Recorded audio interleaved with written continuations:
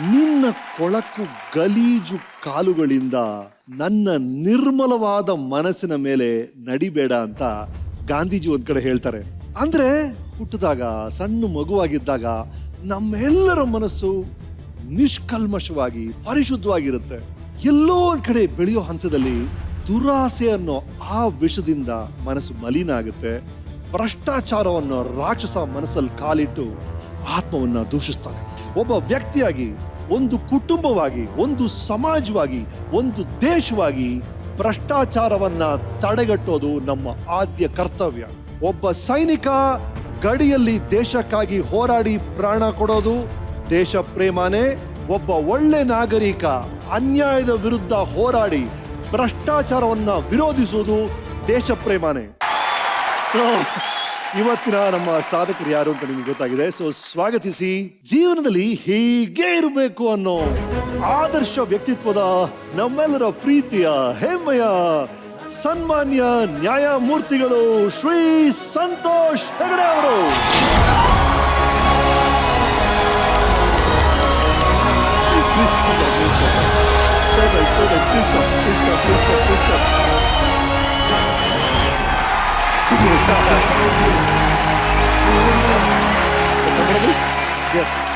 Right sir. Sir ಬಹಳ ಸಂತೋಷ ಆಯ್ತು. ನಿಮ್ಮಂತೂ ಈ ಸೀಟಲ್ಲಿ ಕೂತ್ಬಿಟ್ರೆ ನನಗೆ ಎಕ್ಸ್ಟ್ರಾ ಉತ್ಸಾಹ. ನಿಮ್ಗೆ ಗೊತ್ತೇ ಇದೆ, ಇವರು ಸನ್ಮಾನ್ಯ ಜಸ್ಟಿಸ್ ನಿಟ್ಟೆ ಸಂತೋಷ್ ಹೆಗಡೆ ಅವರು. ಇವರ ಜನನ ಜೂನ್ 16, 1940 ಈಗಿನ ಉಡುಪಿ ಜಿಲ್ಲೆಯಲ್ಲಾಯ್ತು. ಇವರ ತಂದೆ ಮಾಜಿ ಲೋಕಸಭಾ ಸ್ಪೀಕರ್, ಸುಪ್ರೀಂ ಕೋರ್ಟ್ನ ನ್ಯಾಯಾಧೀಶರಾಗಿದ್ದಂತ KS ಸದಾನಂದ ಹೆಗಡೆ ಅವರು. ಇವರ ತಾಯಿ ಶ್ರೀಮತಿ ಮೀನಾಕ್ಷಿ ಹೆಗಡೆ ಅವರು. ಇವರ ಅಣ್ಣಂದ್ರು ಕ್ಯಾಪ್ಟನ್ ಪ್ರಸನ್ನ ಹೆಗಡೆ ಹಾಗೂ ವಿನಯ್ ಹೆಗಡೆ ಅವರು. ಇವರ ತಂಗಿಯಂದ್ರು ನಿರ್ಮಲಾ ಅವರು, ಆಶಾ ಅವರು ಹಾಗೂ ದಿವಂಗತ ಉಷಾ ಅವರು. ಇವರ ಪತ್ನಿ ಶ್ರೀಮತಿ ಶಾರದಾ ಹೆಗಡೆ ಅವರು. ಇವರು ಗವರ್ಮೆಂಟ್ ಲಾ ಕಾಲೇಜಿನಿಂದ ಲಾ ಡಿಗ್ರಿ ಮುಗಿಸಿ 1966 ಬಾರ್ ಕೌನ್ಸಿಲ್ಗೆ ವಕೀಲರಾಗಿ ಸೇರ್ತಾರೆ. 98 ಸಾಲಿಸಿಟರ್ ಜನರಲ್ ಆಫ್ ಇಂಡಿಯಾಗಿ ಅಪಾಯಿಂಟ್ ಆಗ್ತಾರೆ. ಇವತ್ತಿನವರೆಗೂ ಕರ್ನಾಟಕದಿಂದ ಆಯ್ಕೆಯಾಗಿ ನಿಭಾಯಿಸ ಏಕೈಕ ವ್ಯಕ್ತಿ ಅಂದ್ರೆ ಸಂತೋಷ್ ಹೆಗಡೆ ಅವರು. 1999 2005 ಸುಪ್ರೀಂ ಕೋರ್ಟ್ ನ್ಯಾಯಾಧೀಶರಾಗಿ ಕಾರ್ಯನಿರ್ವಹಿಸಿದ್ರು. 2006 ಕರ್ನಾಟಕ ಲೋಕಾಯುಕ್ತರಾಗಿ ಅಧಿಕಾರ ಸ್ವೀಕರಿಸಿ ಭ್ರಷ್ಟಾಚಾರ ವಿರುದ್ಧ ಸಮರ ಸಾರಿದರು.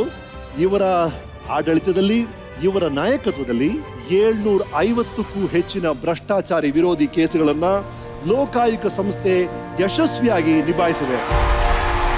ಲೋಕಾಯುಕ್ತರಾಗಿ ನಿವೃತ್ತರಾದ ಮೇಲೆ 2011 ಅಣ್ಣಾ ಹಜಾರೆ ನಾಯಕತ್ವದಲ್ಲಿ ಇಂಡಿಯಾ ಅಗೇನ್ಸ್ಟ್ ಕರಪ್ಷನ್ ಚಳವಳಿಯಲ್ಲಿ ಭಾಗಿಯಾಗಿ ಲೋಕ್ಪಾಲ್ ಮಸೂದೆಯನ್ನ ರೂಪಿಸುವುದರಲ್ಲಿ ಪ್ರಮುಖ ಪಾತ್ರ ವಹಿಸಿದವರು ಜಸ್ಟಿಸ್ ಹೆಗಡೆ ಅವರು.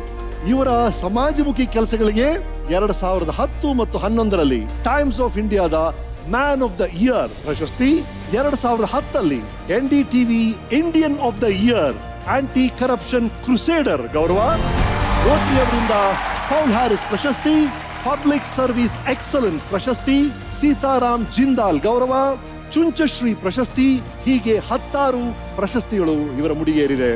ಹಂಪಿ ವಿಶ್ವವಿದ್ಯಾನಿಲಯದಿಂದ ನಾಡೋಜ ಪ್ರಶಸ್ತಿ ದೊರಕಿದೆ. ಇವರಿಗೆ ಒಟ್ಟು 5 ಗೌರವ ಡಾಕ್ಟರೇಟ್ ಪ್ರಶಸ್ತಿಗಳು ಸಂದಿದೆ. ಮಂಗಳೂರು ಯೂನಿವರ್ಸಿಟಿ, ಕರ್ನಾಟಕ ರಾಜ್ಯ ಮುಕ್ತ ಮೈಸೂರು ಯೂನಿವರ್ಸಿಟಿ, ತುಮಕೂರು ಯೂನಿವರ್ಸಿಟಿ, ಕರ್ನಾಟಕ ಲಾ ಯೂನಿವರ್ಸಿಟಿ ಹಾಗೂ ಅಲಯನ್ಸ್ ಯೂನಿವರ್ಸಿಟಿಯಿಂದ ಈ ಗೌರವಗಳು ಸಂತೋಷ್ ಹೆಗಡೆ ಅವರಿಗೆ ದೊರಕಿದೆ. So this weekend is with Shri Santosh Hegde ಅವರು, ಗೌರವ ಡಾಕ್ಟರೇಟ್ ಪ್ರಶಸ್ತಿ ಪುರಸ್ಕೃತರು. ನಾನು ಯಾಕೆ ಹೇಳಿದೆ ಅಂದ್ರೆ, ಯೂಶಲಿ ಡಾಕ್ಟರ್ ಸಂತೋಷ್ ಹೆಗಡೆ ಅವರು, ಪದ್ಮಭೂಷಣ್ ಇವರು ಅಂತ ನಾವು ಅನೌನ್ಸ್ ಮಾಡ್ತಾ ಇರ್ತೀವಿ.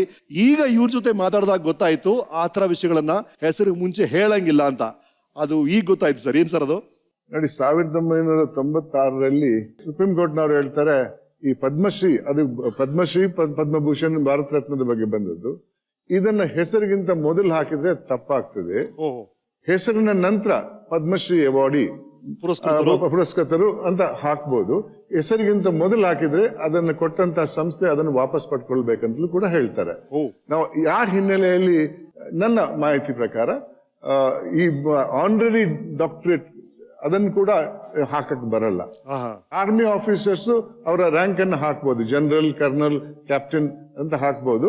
ಅದರಿಂದ ನನ್ನ ಅನಿಸಿಕೆಯಲ್ಲಿ ಡಾಕ್ಟರ್ ಅಂತ ಹಾಕೋದು ತಪ್ಪು ಅಂತ ತಿಳ್ಕೊಂಡು ನಾನಂತೂ ಹಾಕ್ಲೇ ಇಲ್ಲ. ಯಾಕಂದ್ರೆ 96ರಿಂದ ನನಗೆ ಆ ಮಾಹಿತಿ ಇತ್ತು, ನಾನು ಆ ಕೇಸಲ್ಲಿ ವಾದ ಮಾಡಿದವನು. ರೈಟ್. ಓಕೆ, ಇವತ್ತು ಇಂಡಿಯನ್ ಲಾಸ್ ಬಗ್ಗೆ, ಕಾನೂನು ಬಗ್ಗೆ ಈ ತರ ಸೂಕ್ಷ್ಮವಾದ ವಿಷಯಗಳನ್ನ ಕಲ್ತ್ಕೊಳ್ಳೋ ಅವಕಾಶ ನಮ್ಮೆಲ್ಲರಿಗೂ ಇರುತ್ತೆ ಅನ್ಸುತ್ತೆ.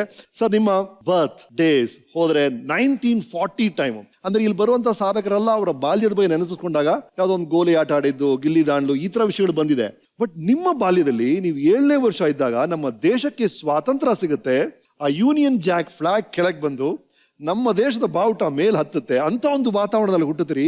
What a wonderful memory. ನಿಮ್ಗೆ ಇಂಡಿಪೆಂಡೆನ್ಸ್ ಡೇ ಅದ್ರ ಬಗ್ಗೆ ಎಲ್ಲ ಏನ್ ನೆನಪಿದೆ ಸರ್?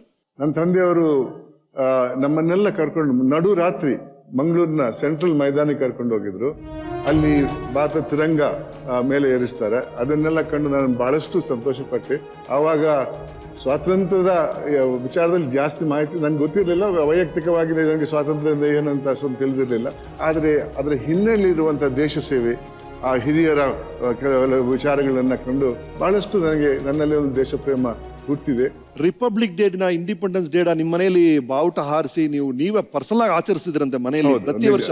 ನಿಜ ನಿಜ. ನಿಮ್ಮ ಅಪ್ಪ ಇನ್ಸಿಸ್ಟ್ ಮಾಡ್ತಿದ್ರಂತೆ ಅವ್ರು ಕೊನೆಯ ಕಾಲದವರೆಗೂ ಪ್ರತಿ independence day, republic day flag hoist ಮಾಡಿ ಮನೆಯಲ್ಲಿ ಸೆಲೆಬ್ರೇಟ್ ಮಾಡ್ತಿದ್ರಿ ಅಂತ. ಅದು ದೇಶ ಪ್ರೇಮ ಇದ್ರೆ ಇದನ್ನ ನಾವು ಮಾಡ್ತೇವೆ. ಇವತ್ತು ದೇಶ ಪ್ರೇಮ ಎಲ್ಲಿದೆ ಅಂತ ನಂಗೆ ಸ್ವಲ್ಪ ಸಂಶಯ ಇವಾಗ. ಆ ಟೈಮಲ್ಲಿ ಬ್ರಿಟಿಷ್ ಅವರು ಇಂಡಿಯಾನ ಬಿಟ್ಟು ಹೋಗ್ತಾರೆ. ಆಗ Winston Churchill makes a statement, Indians are not fit to rule, they are fit to be ruled ಅಂತ. ಅಂದ್ರೆ ಭಾರತೀಯರು ಆಳಕ್ಕೆ ಯೋಗ್ಯರಲ್ಲ, ಆಳಿಸ್ಕೊಳ್ಳೋದಕ್ಕೆ ಮಾತ್ರ ಯೋಗ್ಯರು ಅಂತ.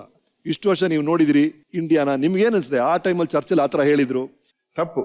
ಹಲವಾರು ದಶಕಗಳಲ್ಲಿ ಒಳ್ಳೆ ಆಡಳಿತೆಯನ್ನ ಬೇರೆ ಬೇರೆ ರಾಜಕೀಯ ಪಕ್ಷಗಳು ಈ ದೇಶಕ್ಕೆ ಕೊಟ್ಟಿದ್ದಾರೆ. ನಮ್ಮ ಅಧಿಕಾರ ವರ್ಗದಲ್ಲಿರುವವರು ಕೂಡ ಒಳ್ಳೆ ಕೆಲಸವನ್ನ ಮಾಡಿದ್ದಾರೆ. ಆದ್ರಿಂದ ಇದನ್ನು ನಾವು ಮರೆಯಕ್ಕೆ ಸಾಧ್ಯವಿಲ್ಲ. ಆದರೆ ಇವತ್ತು ವಾಸ್ತವಿಕ ಪರಿಸ್ಥಿತಿಯನ್ನು ನಾವು ಗಮನದಲ್ಲಿ ಇಟ್ಟುಕೊಳ್ಬೇಕು. ಯಾವ ರೀತಿಯಲ್ಲಿ ಸಮಾಜದಲ್ಲಿ ಬದಲಾವಣೆ ಆಗಿದೆ. ಹಿಂದೆ ತಪ್ಪು ಮಾಡಿದವರನ್ನ ಸಮಾಜ ದೂರ ಇಡ್ತಾ ಇತ್ತು. ಇವತ್ತು ಭ್ರಷ್ಟಾಚಾರದ ಆರೋಪದಲ್ಲಿ ಜೈಲಿಗೆ ಹೋಗಿ ಜಾಮೀನು ತಗೊಂಡು ವಾಪಸ್ ಬಂದವರಿಗೆ ಹಾರ ಹಾಕುವಂತಹ ಸಮಾಜದಲ್ಲಿ ನಾವಿದ್ದೇವೆ. ಈ ಸಮಾಜವನ್ನ ಬದಲಾಯಿಸಬೇಕು, ಇಲ್ಲದ್ರೆ ಮುಂದಕ್ಕೆ ಬಹಳ ಕಷ್ಟ. ಈ ಒಂದು ಇದನ್ನು ತಿಳ್ಕೊಂಡವನು ನಾನು ಸುಮಾರು 900ಕ್ಕೂ ಜಾಸ್ತಿ ಶಾಲಾ ಕಾಲೇಜಿಗೆ ಹೋಗಿದ್ದೇನೆ. ಮಕ್ಕಳ ಜೊತೆ, ಯುವಕರ ಜೊತೆ ಚರ್ಚೆ ಮಾಡಿದ್ದೇನೆ. ಯಾಕಂದ್ರೆ ನಮ್ಮ ಹಿರಿಯರು ಕಟ್ಟಿದ ಎಲ್ಲಾ ಮೌಲ್ಯಗಳು ಇವಾಗ ಕುಸಿದು ಹೋಗಿದೆ. ಎರಡು ಮೌಲ್ಯಗಳನ್ನು ಇಟ್ಕೊಳ್ಳಿ. ಒಂದು ತೃಪ್ತಿ, ಕಂಟೆಂಟ್ಮೆಂಟ್ ಅಂತೇವೆ. ತೃಪ್ತಿ ಇಲ್ಲದೆ ಇದ್ರೆ ದುರಾಸೆ ಅನ್ನೋ ಒಂದು ರೋಗ ಬರ್ತದೆ. ಅದಕ್ಕೆ ಮಿತಿ ಇಲ್ಲ.